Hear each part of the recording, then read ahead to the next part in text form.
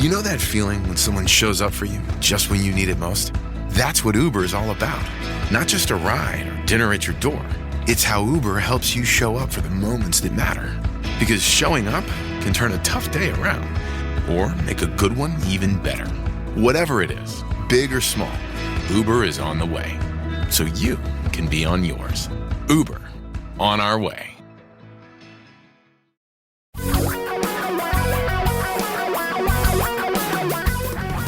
Reality radio for a really great future. We're talking real money. Hi, this is Tom Cock.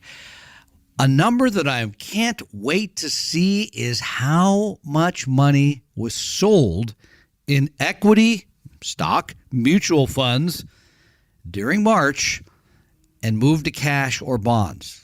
I can almost guarantee you that it's going to be a big number. How can I make that guarantee? Well, interestingly enough, mutual fund managers that run actively managed funds, those are funds where they're buying and selling stocks or they're moving to cash or they're doing something because they got to do something.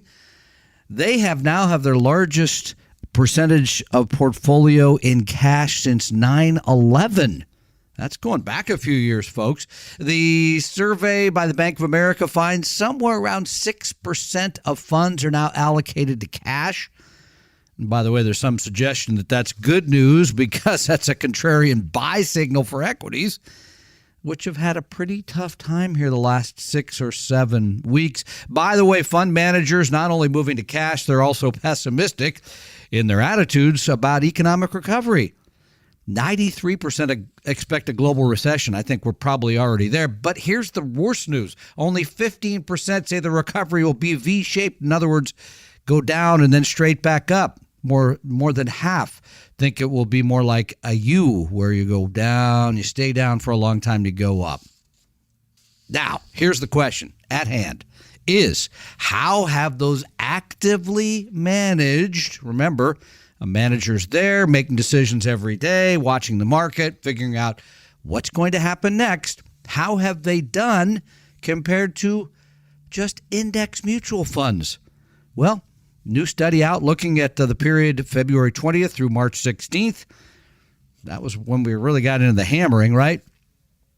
About 44% of the active funds beat their indexes. By the way, if you're in commodities, alternatives, or sector equities, you did a little bit better there as well. And here's the thing. Similarly, during the rally last year, about 30% did better than their indexes. Now, remember, if you look at it over the longer haul, and the number gets smaller and smaller and smaller. But 40% that's less than a coin flip. Why would that be? Well, number one, they got to see the future, right? They needed to know ahead of time that something bad was going to happen, and not very many people knew that. They face every single day higher fees. When you're already charging more, you need to make that up with higher returns. They have the additional costs of turnover, right? Trading the accounts, moving in and out. There's a cost to all that. And as I mentioned, in the long term, actively managed funds have a horrible track record against their passive cousins.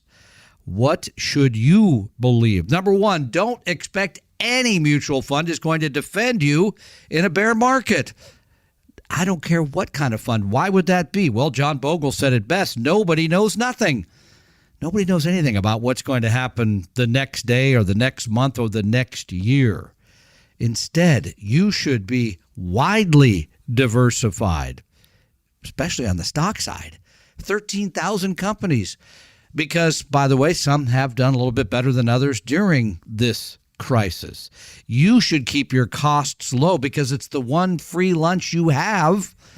If everything else goes wrong, you're still paying less to others. But here's the biggest part. And this has come up again because someone just asked me this week about in the media, how are we protecting our clients? How we're protecting our clients is they are properly allocated for a bear market. That is, every single one of you should know how much you're trying to make on your money, how much volatility you're willing to accept, and how long until you need the money. Once you have put that together, all of the rest of this is simply noise entertainment, if you will, but not the best way to take care of your investments. I'm Tom Cock. Talking real money.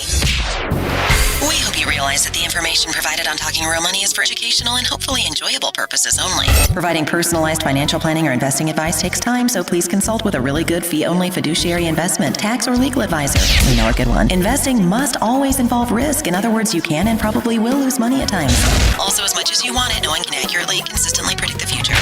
So past performance doesn't tell you a darn thing about what the future will bring.